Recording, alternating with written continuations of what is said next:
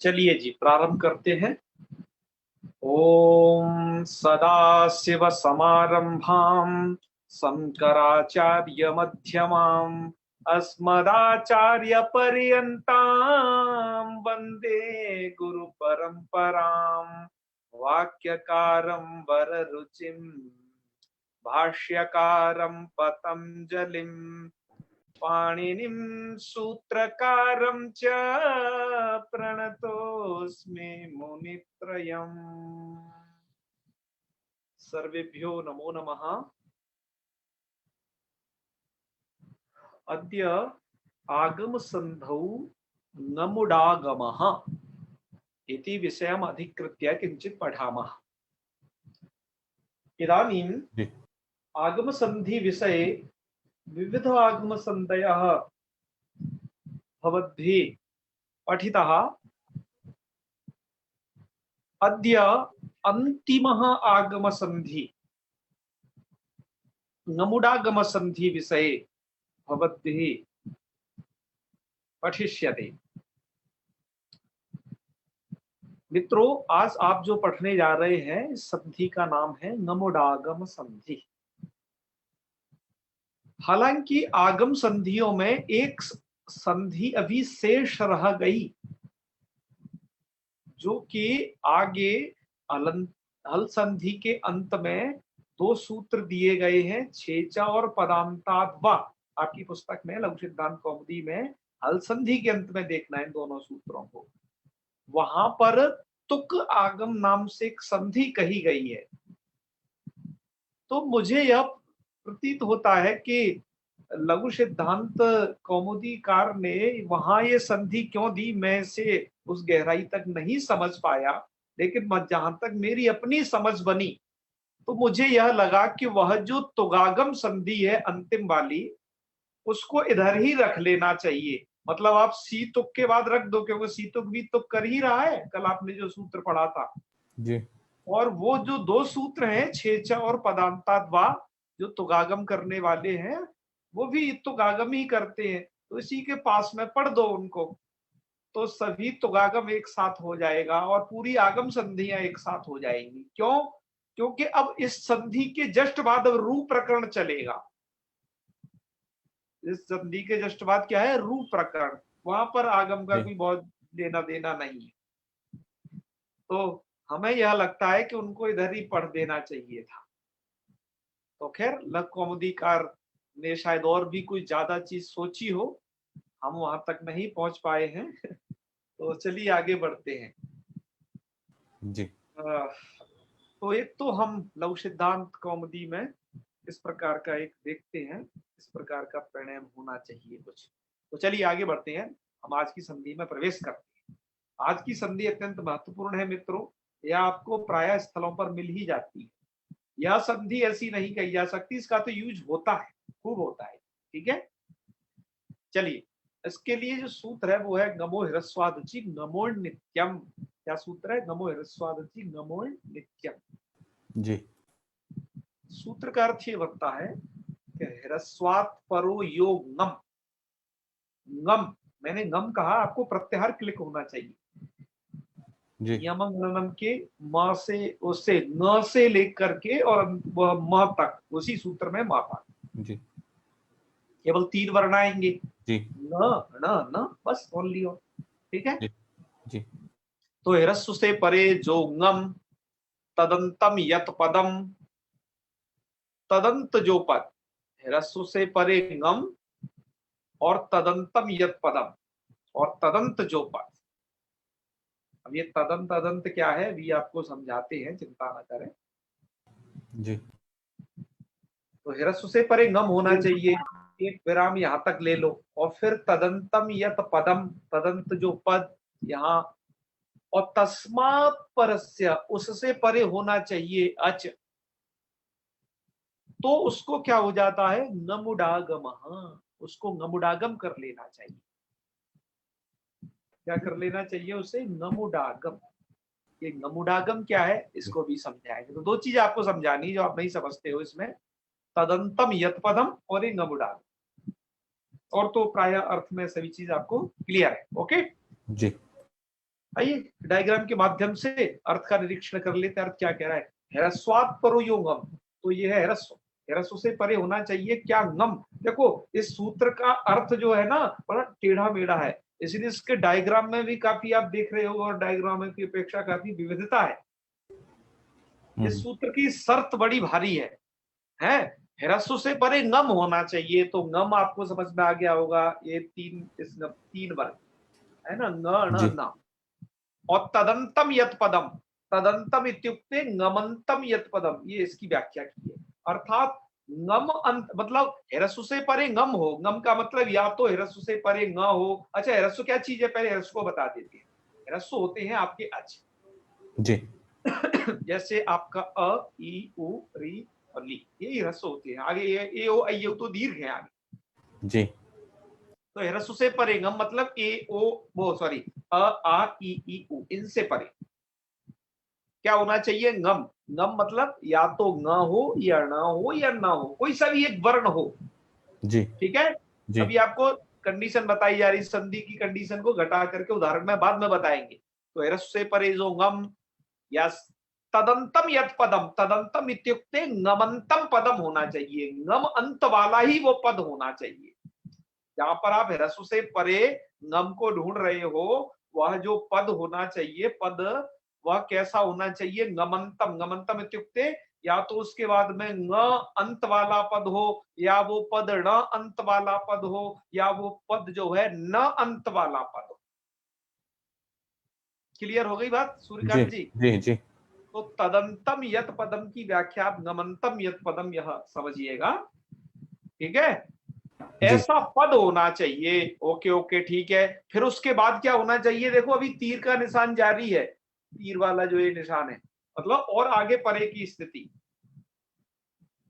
उससे परे होना चाहिए तस्मात् परस्य अचः, उससे परे होना चाहिए अच। यस, उससे परे हो ये अच, तो इस अच को ngमुडागम हो जाएगा। जी तो ngमुडागम, ये ngमुडागम क्या है? तो मतलब एक एक ngम इधर पढ़ा है और इधर का है, इसको ngमुडागम हो जाए। तो ngमुडागम क्या चीज है? तो ngम प्रत्याहार में तीन वर्ण आते हैं, ngम प्रत्याहार में जी कौन आते हैं? ङ ण न। जी और ngमुड में क्या है? ngम प्लस उट, तो बन जाएगा ngमुट। जी अब उस उट का आप तीनों के साथ संबंध करिएगा, तो क्या फलतः क्या निकलेगा? फलतः निकलेगा कि ङ को मुट, ण को नुट, उट का तीनों के साथ संबंध, जी और जी न को नुट, और न को क्या होता है? नुट। नोट अच्छा, ये तीनों के तीनों टित हैं, क्योंकि जी उट एक संज्ञक हो जाता है। जी बचता क्या है इनमें? ङ ण न, ये बचता जी है ना। जी अतः ये तीनों टित हैं, अतः हमने इनको कहां रखा है? अच के आदि में रखा है। आप देख रहे हो उससे पहले इनको रखा है कि वो उसके आदि अवयव बन के बैठेंगे, जी जी है ना। चलो जी अब इन कंडीशन, ये जो परिस्थितियां हैं, इनका आपके दिमाग में कोई घालमेल नहीं होना चाहिए। अब आपने अभी तक सिद्धांत को समझा, है ना। अब उदाहरण को समझते हैं। उदाहरण में क्या ये सभी कंडीशन घट रही हैं? यस, अब ये देखा जाएगा। चलिए, तो पहला उदाहरण पकड़ते हैं, प्रत्यंग प्लस आत्मा। जी पहले एक में ठीक से घटा लेते हैं, फिर आगे और को कर लेंगे, ठीक है। जी तो चाहे तीनों को एक साथ ले लो, कोई बात नहीं, क्योंकि हम तीनों को एक साथ ले लेंगे तो आपको और सुगमता रहेगी इसको समझने। ह्रस्व से परे ngम, ह्रस्व से परे ngम होना चाहिए। ओके, यही तो शर्त है। ह्रस्व कौन है? प्रत्यय में या में अ। जी ह्रस्व को पहले पकड़िए, सुगण में ग में अ ह्रस्व, जी सन में स में अ, ये हो गया ह्रस्व। जी ह्रस्व से परे क्या होना चाहिए? ngम होना चाहिए। यस, अब ngम देखते हैं, ह्रस्व से परे ngम है या नहीं। ह्रस्व से परे उस अकार को भी जो तुमने देखा उससे परे ngम है क्या, यहाँ ng है, जी यहाँ पर क्या है ण, यही तो आते हैं ngम में, जी जी और यहाँ पर क्या है ये न। ह्रस्व से परे आपको ngम मिल गया ना जी तीनों जगह, मतलब ng है, न है, न है, मतलब ह्रस्व से परे क्या होना चाहिए, ng या न या ना, वाक्य प्रयोगों में है ये। जी उससे परे क्या होना चाहिए, वो सॉरी, ह्रस्व से परे जो ngम, तदंतम यत पदम, तदंत पद होना चाहिए। तदंत का मतलब है कि ngम अंत वाला पद, तो ये प्रत्यंग पद है, सुगण पद है, सन पद है, और ये कैसे पद हैं, ngमंत पद हैं, अर्थात एक के बाद में ng अंत में है, दूसरे के बाद ngमंत, ngमंत का मतलब ngम प्रत्याहार है अंत में, ऐसा पद। तो एक के बाद अच्छा में जी ng है, दूसरे के बाद में है ण, और तीसरे के बाद में क्या है, न। जी तो ngमंतम यत पदम, तो ये ngमंत पद भी है। अच्छा, पद कैसे है ये, क्योंकि यहाँ पर पद संज्ञा हुई है, ये सब के सब सुबंत हैं।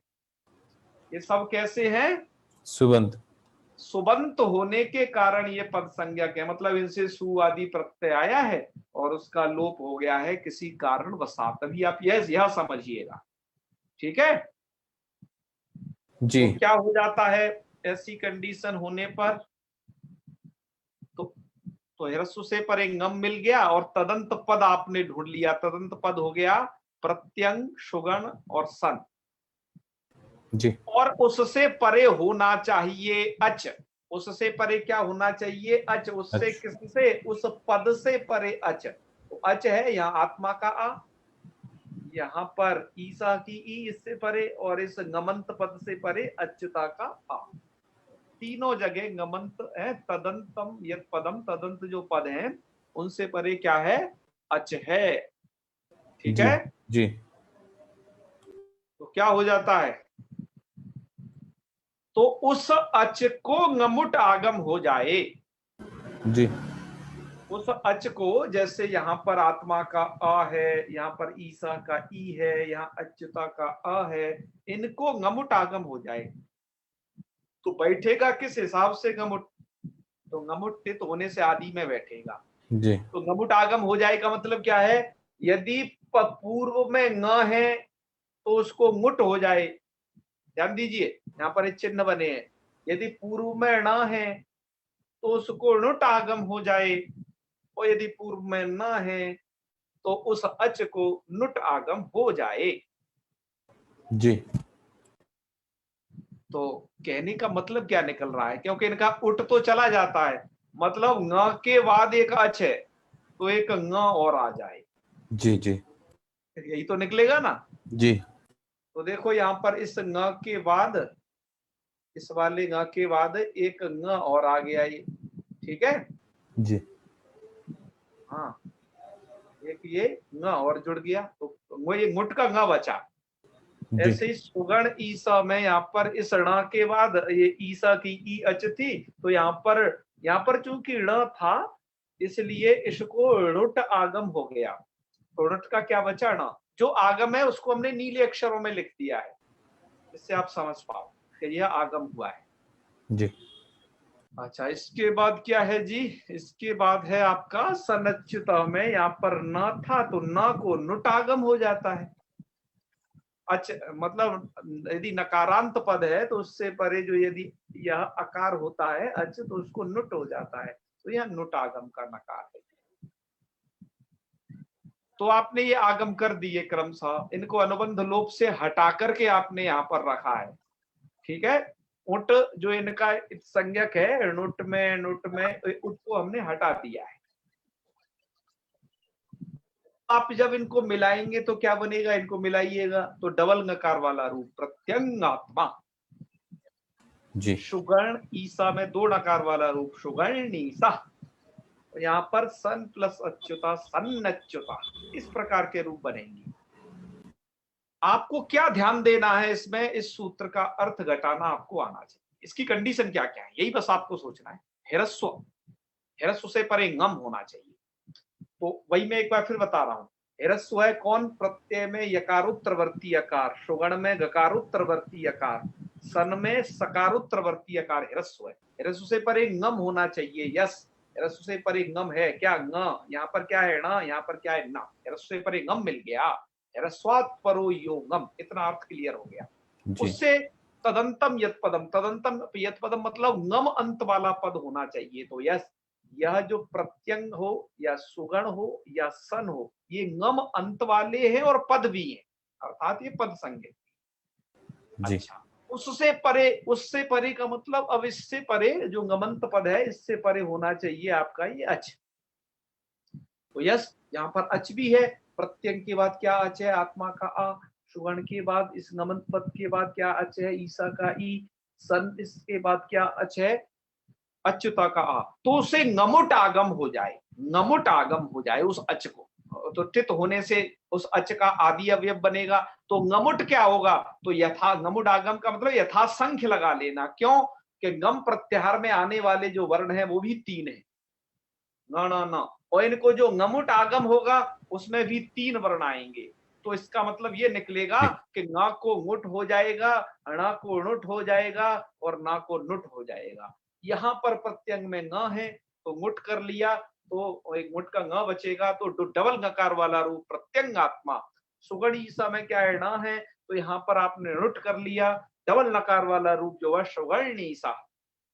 और सन में क्या है, न है, और इसलिए यहाँ पर आपने क्या किया, इस अच्युता का आ है, इस ह्रस्व को नुट आगम कर लिया, उधर पूर्व में न होने से, इसलिए यहाँ पर डबल नकार वाला रूप सन्नच्युता यह रूप बनेगा। इस प्रक्रिया को हमेशा स्मरण रखिएगा, इसे मत भूलिए। जी ठीक है, इस सूत्र का अर्थ घटाने में छात्र प्रायः गड़बड़ी कर देते हैं, उनको यह समझना चाहिए, इस प्रकार से उन्हें यह आना चाहिए घटाना।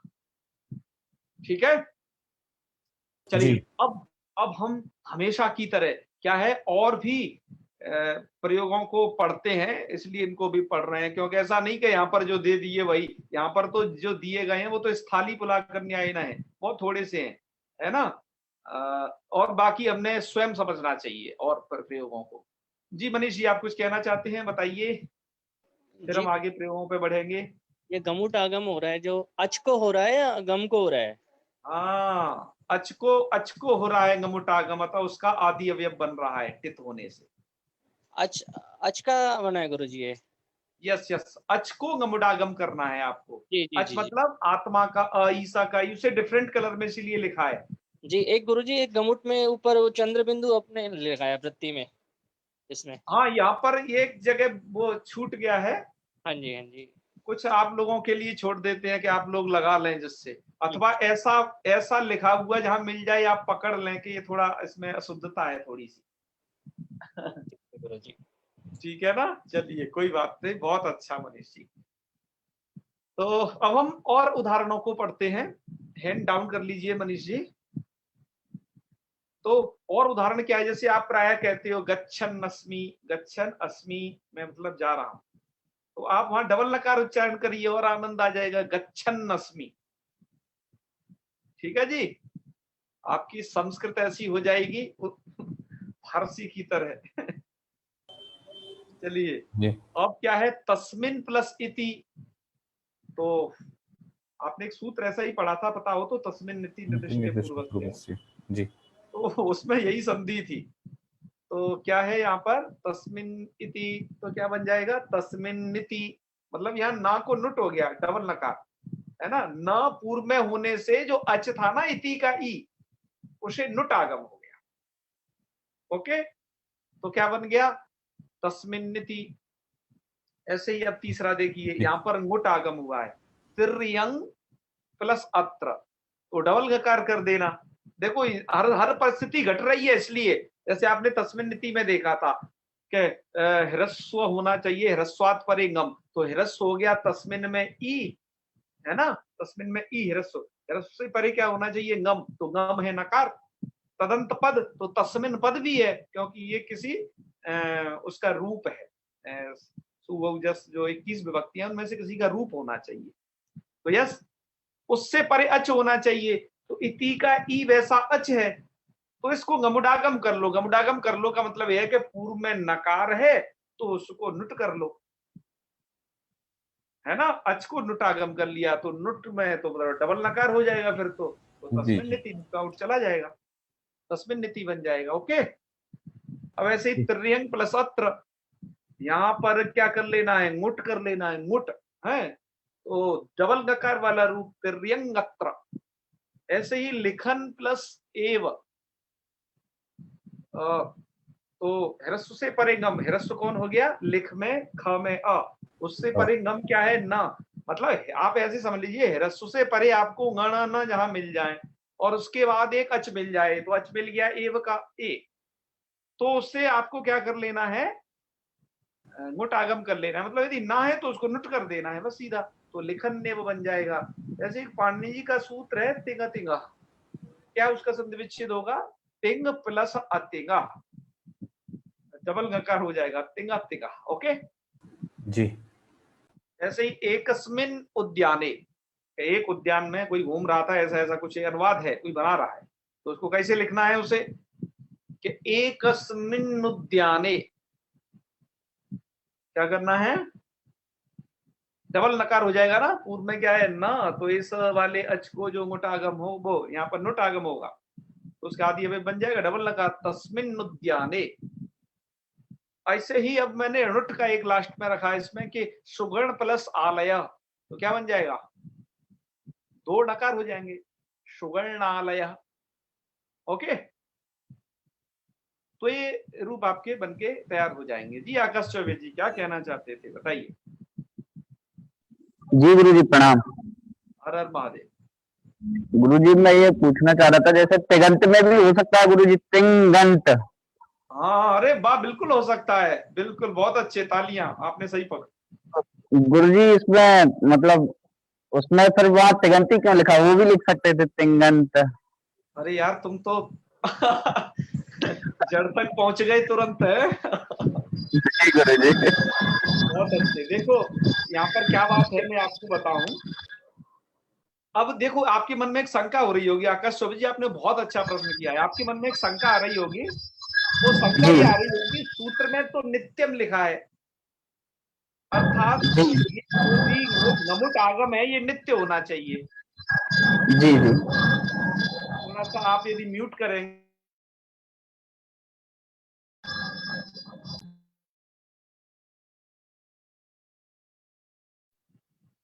ओके, अब आप केवल मुझे सुनेंगे। ओके। हाँ, तो हम ये बता रहे थे कि इस सूत्र में आपने सही बात पकड़ी है, इस सूत्र में लिखा है नित्यम। क्या लिखा है, नित्यम। तो नित्यम कहने से तो अब ये नमुडागम है, हर जगह होना ही होना चाहिए। क्यों सूर्यकांत जी, यहाँ तो विकल्प तो नहीं लिखा ना कि एक बार आप मुडागम करो एक बार नहीं करो। नहीं ओके, नहीं लिखा। ऐसा नहीं लिखा है। तो अब तो जैसे इन्होंने कहा कि तिंगंत में तिंग प्लस अंत,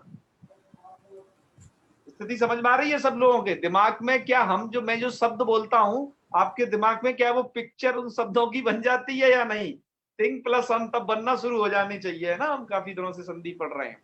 तो यहाँ पर भी क्या होना चाहिए, तिंग प्लस अंत तिंगंत ऐसा होना चाहिए, जी पर ऐसा है तो नहीं। वो पद नहीं होगा शायद। पद तो है, सब कुछ है, तो क्या बात है, मैं आपको वो बात बताता हूँ। हालांकि मैं इस बात को बताना नहीं चाहता था कि कौन पचड़े में पड़े, पर आप लोगों की इतनी प्रबल जिज्ञासा है कि आप वहां तक पहुंच जाते हो, तो मुझे वो अब बताना पड़े। जैसे कल की एक बात छूटी हुई है, कल की एक बात का मुझे आपको जवाब देना है, वो आप में से पूछा था, तो अब मैं उसको भी बताऊंगा। पहले पर ऐसे सुन लो मित्रों, यहाँ का जो नित्य पद है, ये यहाँ का जो नित्य पद है, आप यहाँ पर देख रहे हो गमो रस्वाद सिंगमो नित्यम का, ये नित्य पद टीकाकारों का क्या कथन है, ये नित्य पद भी अनित्य जैसा है। अर्थात इस सूत्र द्वारा किया गया ये जो नमुडागम है ये सर्वदा नहीं होता है, तो नित्य पद अनित्य जैसा है। कैसे ये कैसे ऐसी व्याख्या कर रहे हैं, तो टीकाकारों ने वहां लिखा है कि जैसे नित्यम हसितः नित्यम प्रजल्पितः, वहां पर जो नित्यम पद है कि नित्यम हसितः, नित्य हंसता रहता है, ये अर्थ नहीं है। नित्यम हसितः का मतलब है प्रायः हंसता रहता है, ऐसे नित्यम प्रजल्पितः प्राय बकबक करता रहता है, प्रजल्पिता है ना, जल्प धातु भाषण अर्थ में आती है। तो जैसे वहां पर नित्यम हसितः नित्यम प्रजल्पितः में जो नित्य पद किसका वाची है? प्रायः का वाची है। उसी तरीके से मित्रों यहाँ पर जो नित्यम पद है ये प्रायः का वाची है, अर्थात प्रायः यह जो गमुड़ागम होता है। ठीक है, जी ऐसी व्याख्या की जाती है ग्रंथों में। एक ही प्रकार की ये व्याख्या है, इससे आपको शायद कुछ समाधान हो गया होगा, इसलिए वहां पर नहीं है। मतलब प्रायः गमुड़ागम होता है, कहीं नहीं किया गया तो आप उसे अशुद्ध ना समझें प्लीज। ठीक है, ठीक तो है। जी आप प्रणाम। प्रश्न आ रहे हैं, नाम ले लीजिए इनका। सूर्यकांत जी। अंकित उपाध्याय जी। साहब हाँ, हर हर महादेव। कहिए अंकित जी महाराज। मैं बस क्वेश्चन पूछता, एक तो यह जो है पूछा, और दूसरा में ये पूछा कि हाँ। सूत्र तदम पदम जो कि विस्तार किया गया। अरे तुम ऐसे पूछोगे तो हम उसको कुछ भी समझ ना पाएंगे। आपके यहाँ नेटवर्क प्रॉब्लम है थोड़ा सा, क्या करें, लिख के पूछ लीजिए आप, प्लीज लिख के पूछिए, आपकी आवाज में साफ नहीं आ रही है। आप हमें लिखिए, हम उससे आपको उत्तर इसमें देंगे। ठीक है, मैं आपको देता हूँ। आप लिखिए, आपकी आवाज नहीं आ रही, दूसरा नाम बोलिए। प्रतिभा पांडे जी। जी प्रणाम गुरुजी। जी जी, हर हर महादेव। बताइए जी। गुरुजी, ये इको यण अची में भी फिर यही नियम लागू होगा, यण अची? अरे वाह, आप तो लोग वाक्य में सही पहुंचते जा रहे हैं। इको यणची में भी क्या होना चाहिए? यही संधि है। देखो, इको यणची, यण प्लस अची, यहाँ पर ध्यान देंगे प्लीज। यण प्लस अची, ह्रस्व से परे गम। ह्रस्व है यण में यकारोत्तरवर्ती यकार, ह्रस्व से परे गम है आपका ण, है ना? तब ऐसा जो पद, तदंतम यद पदम, तदंत पद भी है कौन आपका? ये यण एक पद भी है, पद संज्ञा है इसकी। ठीक है, जी तो क्या होना चाहिए? उससे परे अच होना चाहिए। तो यणाची में अची, अची का जो अ है ना आगे, वो अच परे है, तो यहाँ पर भी गमुड़ागम होना चाहिए। क्यों नहीं होता? यही जो व्याख्या की अभी। कुछ नित्य इसको दूसरे तरीके से भी व्याख्यायित करते हैं, वो लोग कहते हैं आगम शास्त्रम अनित्यम, जो आगम शास्त्र है वो अनित्य है, ऐसा भी व्याख्यान है। तो अनित्य का मतलब मुझे लगता है वो इसी तद इसका ही मूलक है कुछ, तो इसलिए वहां पर भी नहीं हुआ। ठीक है ना? और गुरुजी, मैंने आपसे बहुत पहले पूछा था कि जी धातु नित्य परस्मयी पदी धातु है, तो हाँ आपने कहा था लेकिन कहीं कहीं मिलता है कि ये आत्मनेपदी है। जैसे हाँ सत्यमेव जयते में आपने कहा था, कहीं गुंजाइश है कि वो सही भी हो और वो सही लिखा हो, कहीं कहीं मिलता है पाठ। तो हो सकता है वहां पर भी नित्य का यही अर्थ किया गया हो, क्योंकि वो नित्य परस्मयी पदी धातु है। ऐसा भी संभव है क्या? ऐसा है ना, सुनिए। जी जी गुरुजी। परस्मयी पदी और आत्मनेपदी के विषय में नित्य शब्द नहीं आता है, वहां की व्याख्या अलग है। तो जैसे वामन शिवराम आपटे कोश है, उसमें जब मैंने जी धातु देखी तो उसमें आगे लिखा हुआ है नित्य परस्मयी पदी धातु। तो यहाँ फिर पुरस्कार वो लिख देते हैं इसलिए उस अभिप्राय से, पर नित्य शब्द नहीं जुड़ा हुआ है धातु पाठ में। धातु पाठ है ना? जी जी जी गुरुजी। इसी के सामने, धातु के सामने नित्य परस्मयी पद, नित्य, इस प्रकार की शब्दावली नहीं जुड़ी है उधर। जी गुरुजी, धन्यवाद। हाँ हाँ हाँ। तो आपने गमुड़ागम संधि को पढ़ा, और भी है कुछ प्रश्न? हाँ बताइए। डॉक्टर बसंती जी।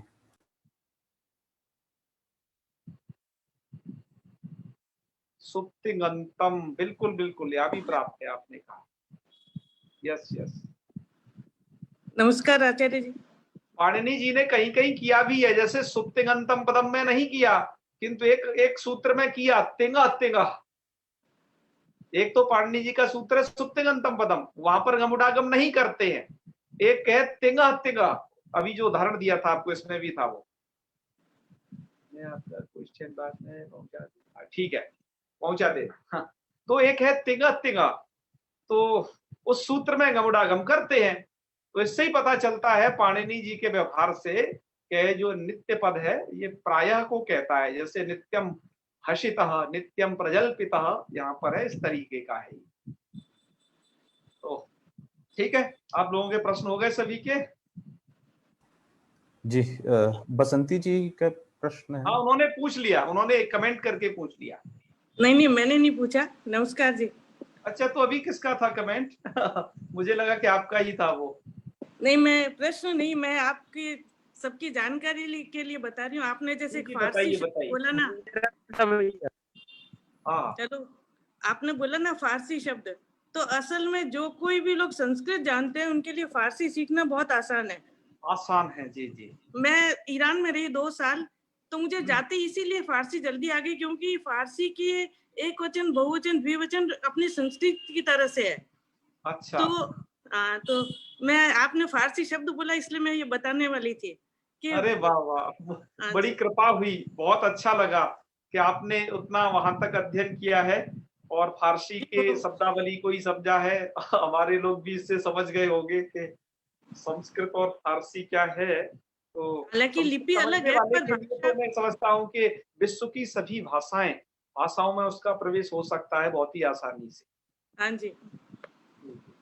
क्योंकि आपने फारसी के विषय में कहा, अभी डॉक्टर क्या है वो, प्रोफेसर भगीरथ प्रसाद वागीश जी एमपी के बहुत बड़े विद्वान हैं, तो उन्होंने चाइनीज भाषा में भी इस प्रकार का अध्ययन किया, भाषा वैज्ञानिक अध्ययन कि जिसमें उन्होंने पाया कि चाइनीज में 60% शब्द संस्कृत से कैसे लिए गए हैं, बाकायदा लिस्ट उन्होंने बनाई है, उसका शोध है उनका। मेरी एक फ्रेंड थी जर्मन की, वो बीकानेर आए थे, तो उन्होंने मेरे से परिचय हुआ, तो उन्होंने बाद में, मैंने बताया संस्कृत में किया पीएचडी, तो उन्होंने बहुत सारे जर्मन शब्द लिखे कि कितना साम्य है संस्कृत के शब्दों में और जर्मनी के शब्दों में। बिल्कुल, यही तो इस भाषा की प्राचीनता है। महाभाष्यकार स्वयं कहते हैं कि अमुक देश में ये धातु इस अर्थ में बोली जाती है ना, हम्मति सुराष्ट्र देशेषु रम्हति। तो जो महाभाष्यकार कह रहे हैं कि इसमें ये धातु बोली जाती है, उस में ये धातु प्रयोग की जाती है, इसका मतलब क्या रहा है? इसका मतलब ये रहा है कि इंटरनेशनल लैंग्वेज रही है संस्कृत। अब हर एक का युग होता है, वो आते आते आते आते अपने इस प्रकार के आजकल विभिन्न रूपों में परिणत हो गई है। तो चलिए हम थोड़ा सा आज का ये और देखते हैं। आपने जो अभी पढ़ा उसको अब संस्कृत में कैसे करना है उसका स्क्रीनशॉट देखिएगा, और फिर हम इसको और भी थोड़ा सा पढ़ेंगे इसके बारे में। अब लिखा हुआ है उदाहरणस्य विश्लेषणम, आपने प्रत्यंगात्मा पढ़ा था, ओके जी। तो क्या है इसमें प्रत्यंगात्मा में? प्रत्यंग प्लस आत्मा इत्यत्र ह्रस्वात् परः ngम, ngम अर्थात नकार है ना, और तस्मात् परः आत्मा, इसका आकार है अच। तो अस्य अचः मतलब इस अच को आद्य अवयवत्वेन मुडागम, इस अच का आदि अवयव रूप में क्या हो जाएगा? मुट आगम हो जाएगा। मुट क्यों होगा? क्योंकि यहाँ पर क्या है न, इसलिए मुट होगा। और अनुबंध लोपश्च भवति, अनुबंध लोप हो जाएगा तो स्थिति बनेगी प्रत्यंगात्मा, तो प्रत्यंगात्मा इति रूपम। इसी तरीके से सुवर्णीस इत्यादि को समझ लेना। लिखने का प्रकार भी बताया है कि प्रत्यंगात्मा इत्यत्र नमो ह्रस्वादिच गमो नित्यमिति सूत्रेण नमः नकारात् परस्य आत्मा इति आकार रूपस्य अजः आदौ मुडागमे, मुडागम करने पर अनुबंध लोपे च, अनुबंध लोप करने पर भी प्रत्यंग आत्मा इति दशायाम वर्ण सम्मेलने प्रत्यंगात्मा इति रूपम सिद्धम। और सुवर्णी सा वगैरह तो खुद ही कर लेना है, इन पर क्यों इतनी मेहनत करवा रहे हो। आगे चलते हैं। अन्यानि उदाहरणानि, अन्य उदाहरण क्या है कि अस्मिन प्लस अपि, अस्मिन अपि हसन अस्नाति, हसन अस्नाति, दो उदाहरण उन्होंने दिए, हमने आपको 6-7 पहले दे दिए हैं। इसके उदाहरण गीता में भी मिलते हैं। आज हमने श्रीमद् भगवत गीता पर लिखा गया है एक व्याकरण है, गीता व्याकरणम करके, उससे भी एक स्क्रीनशॉट लिया हुआ है। गीता प्रेस से पुस्तक प्रकाशित है, मेरे पास है ये, तो जी आपको गीता में भी मिल जाएगा। कहां पर? सर्वभूतात्म भूतात्मा कुर्वन्नपि न लिप्यते, यही है, कुर्वन्नपि न लिप्यते। कुर्वन प्लस अपि डबल नकार कैसे हो गया, समझे ना? जी। हाँ, तो इन्होंने बता भी दिया है कैसे आपको कुर्बन नपी बना लेना है। ये 5वें अध्याय का 7वां श्लोक है। आगे भी फिर बता रहे हैं कि अजोपी सन्नव्यात्मा भूतानाम ईश्वरोपि सन, ऐसा एक श्लोक है। वहां पर चौथे अध्याय का है। तो यहाँ पर क्या हो गया है, दोनों जगह नुट का ये है उदाहरण, ठीक है ना। नुट हो गया है, नमुट आगम में से कौन सा हो गया है, मुट हो गया है। तो आपने 2 उदाहरण समझे, ये श्रीमद् भगवत गीता से थे, और भी आपकी किताबों में पर्याप्त उदाहरण है। कहां तक दे उदाहरणों को आप खुद ढूंढें। जैसे मेघदूतम में एक श्लोक है, आपको याद होगा, हमने भी वो पढ़ा है, तस्मिन्नद्रौ कते चेतबला विप्रयुक्तः सकामी। सबसे पहली लाइन में ही है तस्मिन्नद्रौ, तस्मिन प्लस अद्रौ, क्या क्या विच्छेद करना है, तस्मिन अद्रौ, उस पर्वत पर है। वो एक यक्ष था ना, पर्वत पे रहता था, तो उस अद्री कहते हैं पर्वत को, उसकी सप्तमी विभक्ति का रूप है अद्रौ, अर्थात उस अद्री पर। तो तस्मिन अद्रौ मिलाओगे, तस्मिन है, डबल नकार कैसे हो गया, एक नकार ही होना चाहिए ना, तो ये नुट आगम हो गया है, तस्मिन अद्रौ गतिचितवला। तो छात्रावस्था में हमने इसको पढ़ा था, तो उदाहरण आज ध्यान आ गया, हमने कहा इसको भी बता देते हैं आपको, ऐसी जगह जगह आपको मिले, आप उसे समझिएगा ठीक रूप से। तो मित्रों, आज हमने आगम संधियां, हम कहेंगे समाप्त नहीं किए हमने, बल्कि एक आगम संधि बच गई है जो लघुकौमुदीकार ने बाद में रख दी है, तो आगम संधि, तो उसे यहाँ पर पढ़ देते तो शौकर्य हो जाता, पर आप उसे समझे रहेंगे, उसे लास्ट में पढ़ा देंगे, ठीक है जी। हाँ, वो भी एक आगम संधि का। इसके बाद अब कल से जो प्रारंभ होगा वो रू प्रकरण आरंभ होगा। रू प्रकरण मतलब कहाँ कैसे किस चीज को रू होता है, और रू के बाद में क्या क्या घालमेल सब बनता है, वो हम कल पढ़ेंगे। और आप लोगों से एक निवेदन है, आप लोगों में बहुत सारे लोग संस्कृत के विविध क्षेत्रों से जुड़े हैं, कोई श्रीमद् भागवत कथा करते हैं, किन्हीं का क्षेत्र है कि वो आयुर्वेद में है, किन्हीं का क्षेत्र है वो साहित्य के विद्वान हैं, कुछ हैं ज्योतिष के विद्वान हैं। मेरा उन सबसे निवेदन है, वो निवेदन सुनिएगा। वो निवेदन यह है कि मैंने अभी तक आपको हल संधि में काफी सारी संधियां पढ़ाई हैं। मैंने आपको अनुनासिक संधि, परसवर्ण, पूर्वसवर्ण, जस्त्व, चर्त्व, थर, ये सब तमाम संधि आपको पढ़ाई, ठीक है ना। आज गमुटागम भी पढ़ा दी और आगम संधियां भी पढ़ा दी। आपसे अनुरोध है कि आप अपने अपने शास्त्रों में झांक करके देखें, क्या यह संधियों को अब आप वहां पहचान पा रहे हैं, और उसको आप मुझे बाकायदा भेजें। आपके द्वारा भेजी गई जो सामग्री है, उसको हम यहाँ पर आप लोगों के सामने स्क्रीन पर प्रस्तुत करेंगे और देखेंगे कि हाँ, आप लोगों ने बहुत अच्छा कार्य किया है। इससे आपको संधियों को समझने में सहायता मिलेगी। आज संधि तो आप समझ ही गए हो, उसके तो तमाम उदाहरण भी हमने पढ़ाए थे आपको। ऐसे ही आपको जगह जगह से खोजना है। श्रीमद् भागवत वाले भागवत पुराण से खोजें, साहित्य में संगम लगाने वाले लोग शाकुंतलम, मेघदूतम, है ना, इत्यादि जो तमाम ग्रंथ हैं, भास्कर, स्वप्नवास्वदत्तम, जगह से खोजें। आपको अपना ग्रंथ भी पढ़ना। आयुर्वेद वाले अपने चरक संहिता और अष्टांग हृदयम, भाव प्रकाश, निघंटु इत्यादि शास्त्रों से खोजें।